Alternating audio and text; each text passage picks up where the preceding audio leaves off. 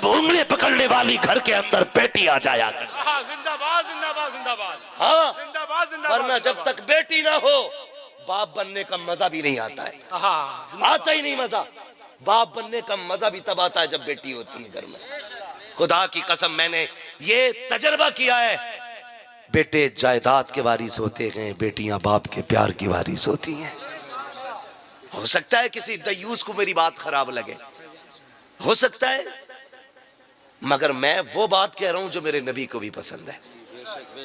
और खुदा की कसम सच्ची बात यही है, जब बेटियां घर में होती हैं तो फिर घर की रौनकें बढ़ जाया करती हैं। वाह वाह, बेशक बेशक। घर की रौनकें बढ़ जाया करती हैं। बेटी बेटी होती है।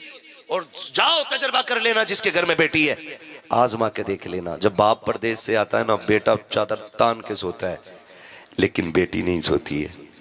क्यों? रात में अब्बा आएंगे तो दरवाजा कौन खोलेगा?